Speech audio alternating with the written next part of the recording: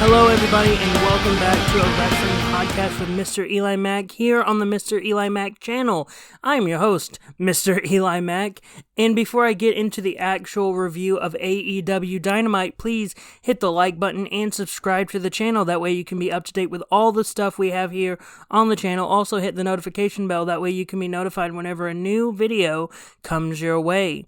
And so, we are near the finish line. We are almost at Full Gear. It is this Saturday. We have one more show for AEW. That is AEW Rampage. We're going to have a Rampage, and that's sort of going to be the main last little bit of the road to Full Gear. And we had a Dynamite, and there were a lot of matches, a lot of fun matches. Between Claudio Castagnoli and Bryan Danielson versus Chris Jericho and Sammy Guevara. We had a great trios title match, in my opinion, and a very scary Anthony Bowens versus Swerve Strickland. But before we get into any of the major matches and any of the major segments that happened, let me talk about some of the smaller bits that happened, or the bits that I had to look in my notes just to remember that they happened. The first one that I want to mention is that Britt Baker had a promo about the match that she's about to have with Saraya, and yeah, that was just, again, to set up the match and to probably hype up the match for some of the audience members that may not remember that that match is even happening. Again, I think that this match is going to be the biggest women's match on the card. In my opinion, it's the one that has the biggest storyline going into it, honestly, and it's just the one that feels more high profile. I had a friend ask me if my friend asked me if I thought that Saraya was overrated, and I told him that I wasn't really watching wrestling at the time when she was becoming popular mainstream, but I would say that in terms of when it comes to ratings and when it comes to familiarity, I think she's properly rated. But again, I wasn't watching her at the time when she was becoming popular. And so going into this match, she's sort of one of the biggest draws going into Full Gear. And I believe that's another reason why her versus Britt Baker is one of the biggest matches on the card, to be honest. We also had a Sting Darby Allin video thing, just them driving to Full Gear. I'm honestly not a big fan of the stuff when they just do stuff like that, where it's like, we're on the road and we're driving to Full Gear. And I'm like, okay, other people may think that's cool.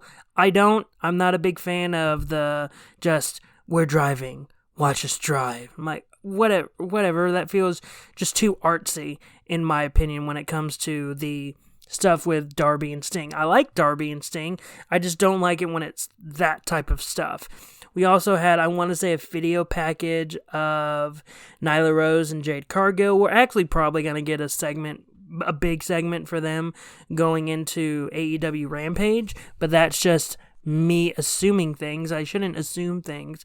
It's just a majority of the stuff that happened with their storyline has mainly happened on Rampage. Not really a lot of Dynamite. We have had some Dynamite development, but it's mainly been a Rampage thing.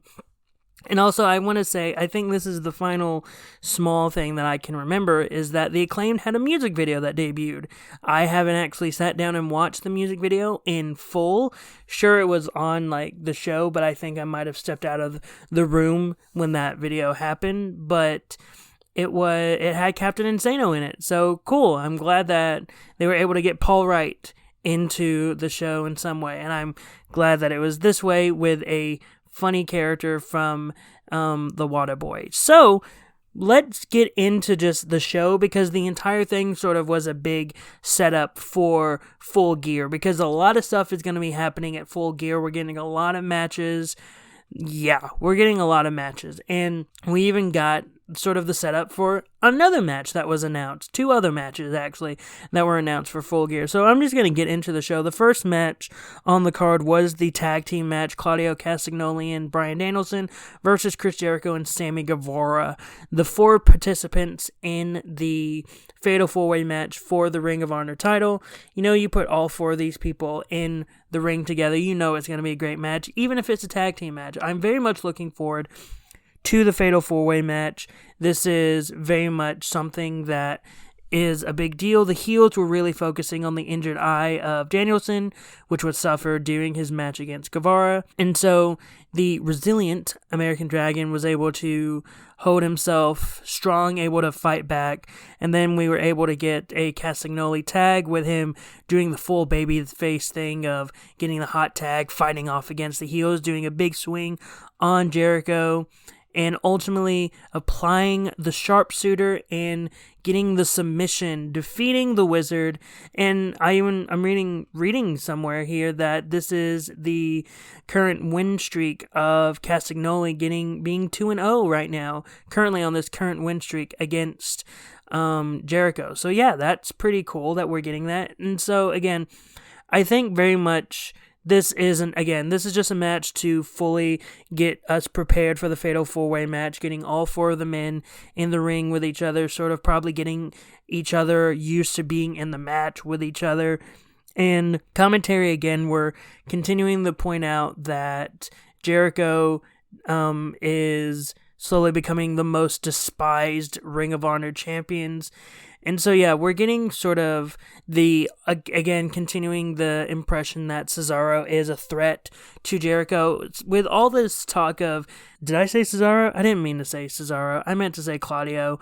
Man, it's hard. I said Claudio at the beginning, but it just accidentally dips into Cesaro. You can't help it when you know someone from as a certain name for a long time. So they're very much continuing to push the fact of Claudio being a major threat for Jericho, and I think this is a good moment for him. I would be shocked if Claudio won the title, but I wouldn't be surprised, especially with how commentary is pushing this storyline. So yeah, I'm very curious to see if they're going to give Claudio the big win against Jericho, maybe even having Claudio pin Sammy Guevara. Who knows? I just know that we're either going to have a new champion, and it's going to be either Claudio or Danielson, or Jericho is going to retain, pinning. I wouldn't be shocked if Jericho were to retain by pinning Claudio. I would not be shocked at all. It's like Sammy's making sure that Jericho gets the win. And again, another interesting thing that happened with Danielson is that he's still coming out of the heel tunnel, which I know that a lot of people have probably pointed that out, but for me, I still think it's interesting to have that be a thing. And I know I didn't mention it last week that he did that, but I just think it's interesting that a lot of people are treating him as a face, like a lot of the fans, and I think a lot of the people in Blackpool Combat Club are treating him as a face, even though he's still coming out of the heel tunnel, which has some people, maybe if you're reading too much into it, that maybe he's not fully a babyface, even though he created this faction that could be considered a babyface faction. So yeah, we'll see what happens at Full Gear in that Fatal 4-Way match. By the way, I apologize if I sound stuffed up, because the weather here in Tennessee is currently all over the place, so my allergies and my sinuses are very much acting up. So again,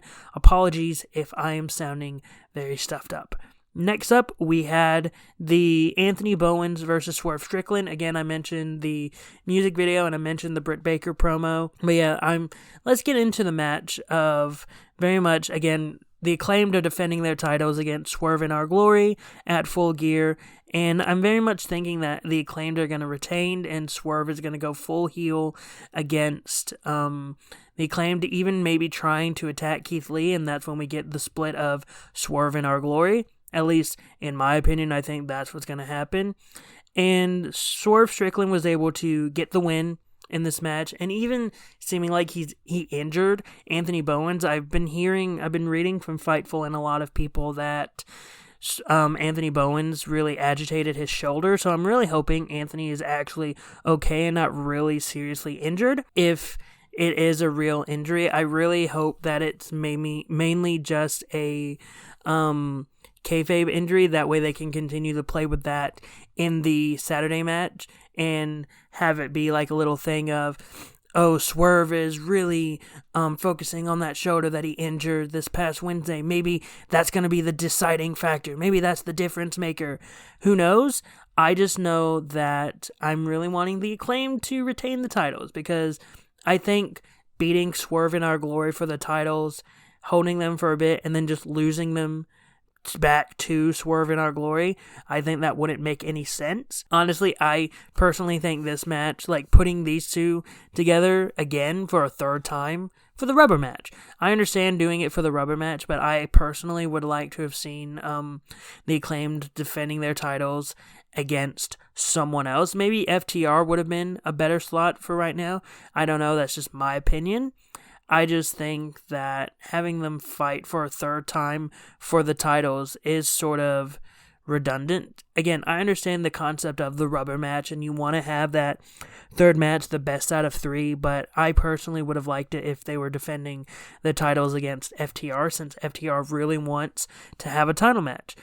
And I'm really hoping that Keith Lee, if they do the big split up of Swerve in Our Glory, I hope Keith Lee does fully go into the idea of being a face, because Keith Lee is a natural face. I know it would be interesting for him to be a heel, maybe even being a cocky heel, but as of right now, Keith Lee is just a natural face. Everyone loves being around Keith Lee. So I hope when Swerve in Our Glory do ultimately break up, they do start pushing Keith Lee into the TNT title scene, maybe even the All-Atlantic scene. I do see Swerve Strickland probably getting more of a push to the main event title. I don't know, that's just my opinion. I think that Swerve Strickland has done a lot of great heel work recently, and I do see him being pushed to the world title scene a whole lot sooner than Keith Lee. And that's mainly just based off of the work that he's been putting in. But yeah, this was a fun match, and I'm very much looking forward to seeing what the tag team match has, and if the shoulder injury is a legit injury or if it was a kayfabe injury. But next up, we had a major moment in the Dynamite, and that was the Samoa Joe promo. And Samoa Joe came out talking to Tony Schiavone about why he betrayed Wardlow, why he decided to attack Wardlow, how dare he do that shocking thing. And Samoa Joe was basically like, no, it wasn't shocking. You shouldn't be shocked that I did this. Wardlow was running his mouth last week. He was basically saying that he was going to be taking all the titles away, not realizing that I am one of the most dangerous men in all of AEW right now. And that was the reason why Joe attacked Wardlow on this past Wednesday. And then after he got done saying his bit, Powerhouse Hobbs comes out and basically says, hey, I've been kicking Wardlow's ass this entire week, or these past few weeks. You shouldn't be getting in my way. And Samoa Joe's like, look, if you want to fight, get in the ring and I'm ready to fight. Let's go. And then Wardlow's music hits and Powerhouse Hobbs and Samoa Joe gets ready to attack, but Wardlow comes in from behind Joe, and then they get into a big brawl. All three of them get into a brawl. They're having to be separated. And then later on in the night, it is announced that at Full Gear, it will be Samoa Joe versus Powerhouse Hobbs versus Wardlow for the TNT title. Last week, I mentioned how I wouldn't be surprised if it was a one-on-one match between Samoa Joe and Wardlow. I'm a little bit more surprised that it is a triple threat match, but I am sort of expecting, at least I'm hoping, that the title doesn't change hands yet, because I believe, and people can correct me, I believe Wardlow won the title this past summer, and he's held the title since, I want to say June or July. I think it was June or late May. I can't remember, but I won't be surprised if the title changes hands. It's just, when it comes to this moment, I don't know who you put the title on. I don't know if you put the title on Powerhouse Hobbs to give him the rub and give him the big push with the TNT title, or if you put the title on Samoa Joe, make him a double champion since he's also the Ring of Honor TV champion.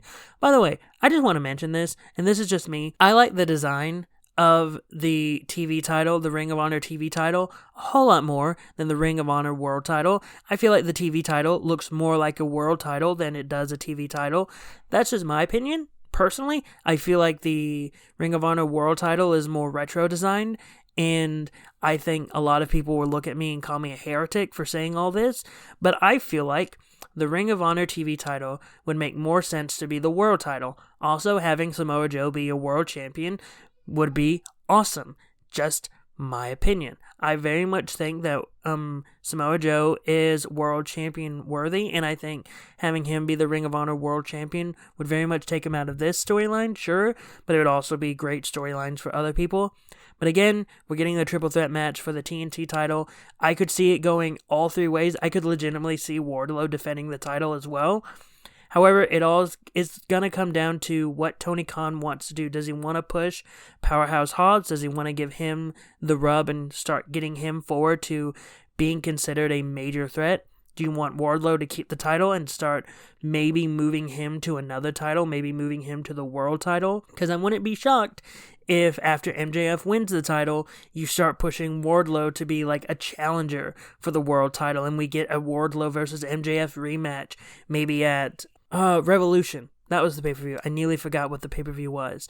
Or do you give it to Samoa Joe and have him be a double champion and have him wreck shop? Because we all know Samoa Joe could wreck shop. We all know this, and that's just something I think Tony Khan needs to think about. I know he will. I do know that he will. But next up, we got the AEW World Trios Championship match.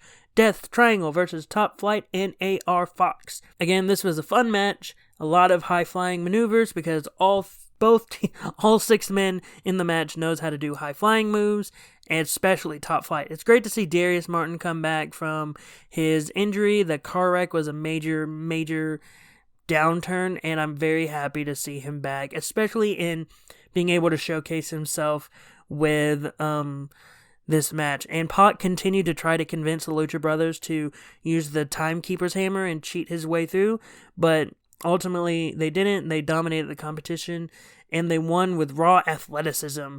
And it was so great to see the match. It was so great to see the underdogs really like put up a challenge for the Death Triangle.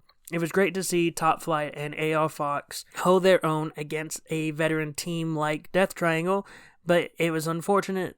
It was an unfortunate night for them because Death Triangle were able to pick up the victory, and then we started seeing Pac get a little like on the mic, start saying, "Oh, no one's gonna beat us," and making not so subtle references to who could potentially challenge them at Full Gear, because it was later revealed right after that the Elite are going to be returning, and it's going to be the Elite versus the Death Triangle for the AEW World Trios Championship. Now, I'm gonna say this right now. I've been loving what Death Triangle have been doing. I've been loving that they are the second ever AEW World Trios Champions. They're not going to be World Trios Champions after Full Gear.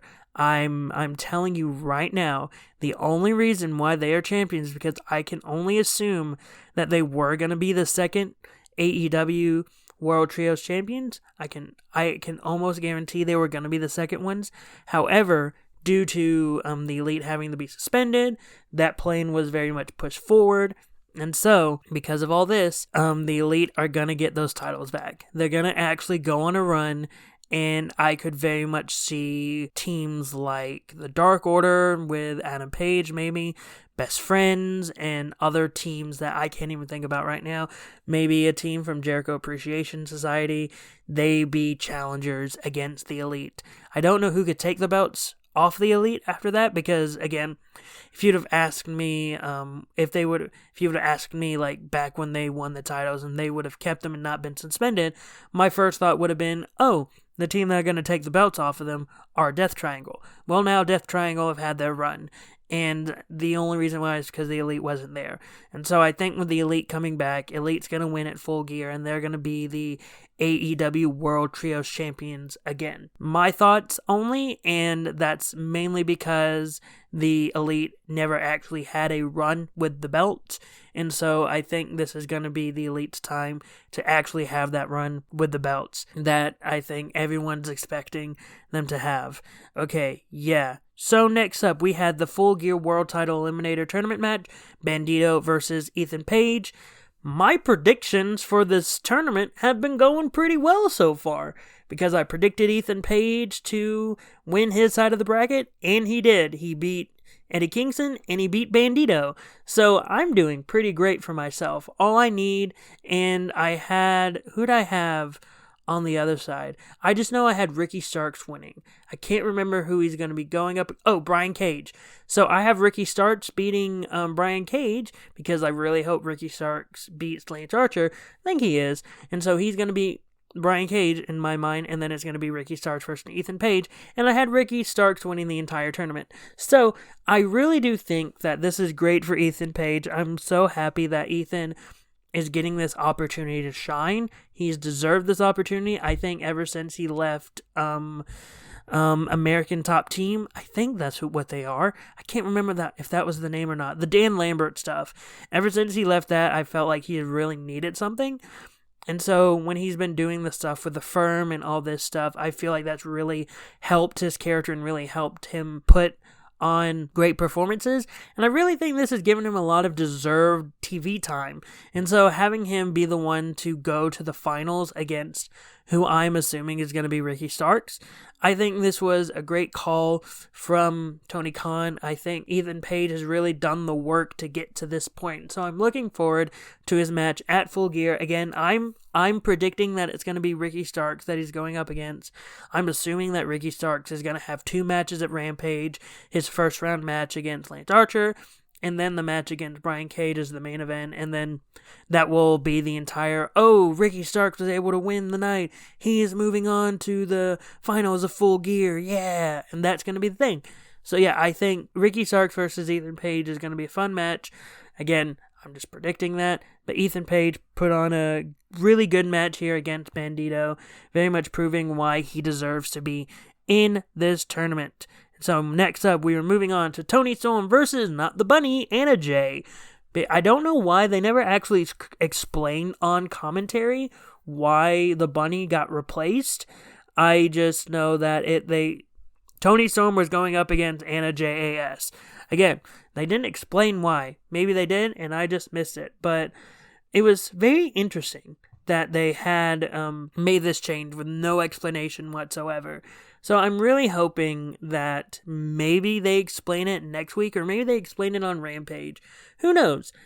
They had a okay match. They had a fine match.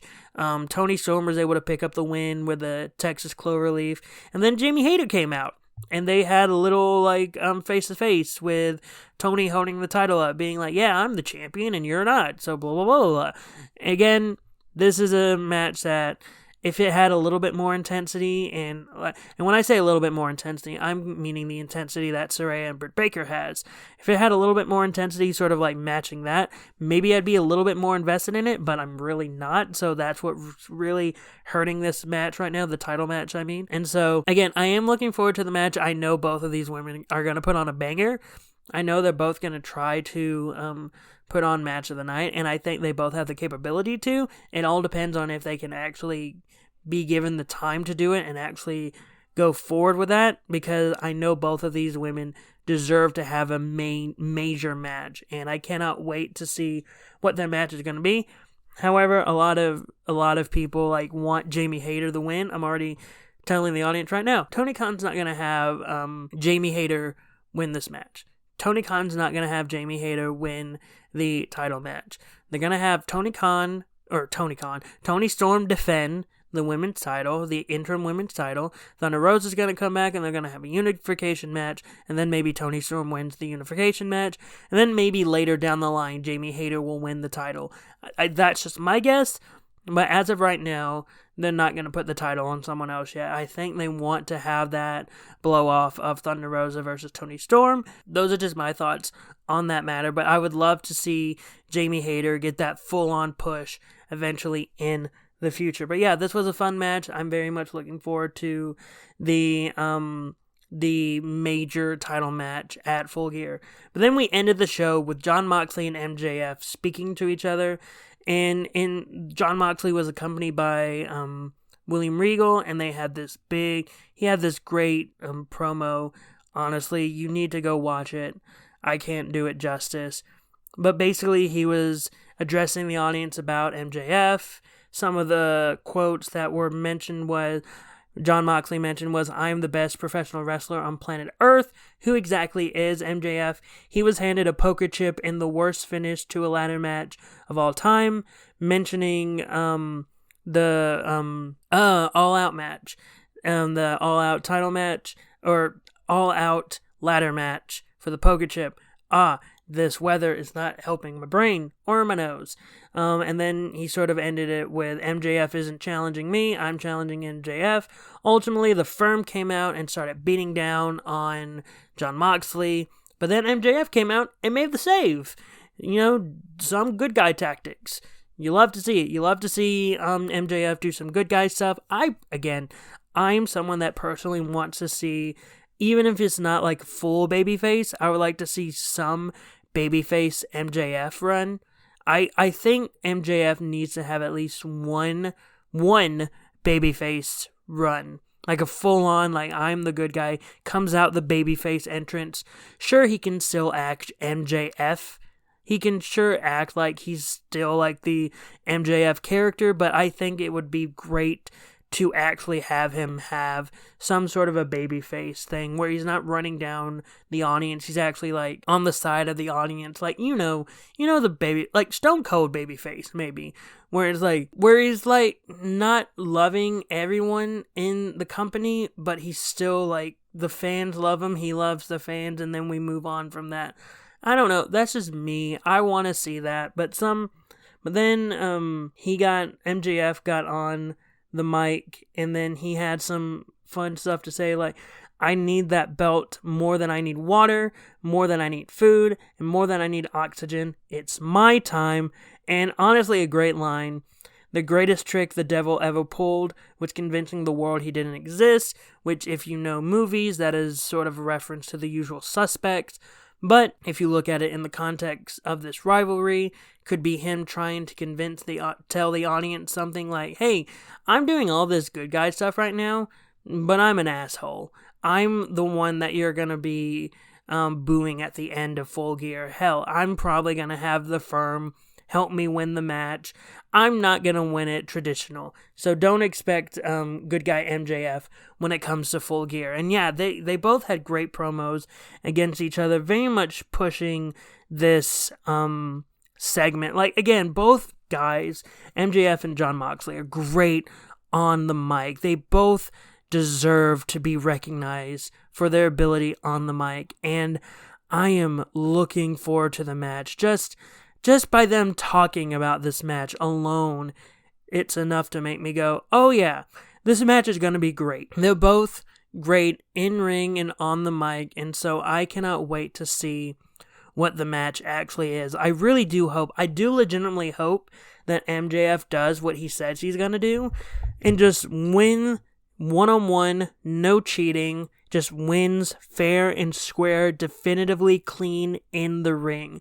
Because if he does that, he's going to be proving to everyone that he doesn't need to cheat to win. And I think that would be beautiful. I think that would be great. I know a lot of people are ultimately waiting for MJF to like fully turn and have the other shoe drop. But maybe that's better storytelling, to have the Firm like actually beat up Jon Moxley and have MJF win in that manner. I just think it would be so much better if MJF won clean, or even maybe the Firm comes out, attacks Jon Moxley, and then, like, MJF doesn't even realize that happened, and then MJF picks up the win. Sort of like an accidental heel turn, or an accidental heel moment.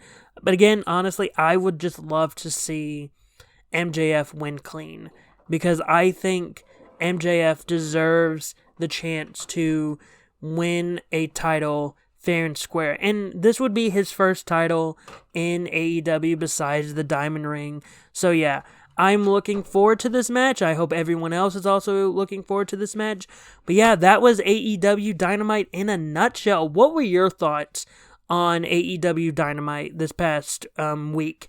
I really enjoyed it. I think it had a lot of great matches, which AEW has a lot of great matches. That's sort of what they're known for. And I think a lot of their stories are very progressing better forward. And I'm looking forward to Full Gear. We'll find out more about what happens at Rampage. But whatever your thoughts are, post them in the comments down below. Also, don't forget to hit the like button and subscribe to the channel. That way you can be up to date with all the videos I have here. Also, hit the notification bell. That way you'll be notified whenever a new video like this comes your way. Until next time, I've been Mr. Eli Mac. You've been the audience, and I hope you all have a great rest of the day.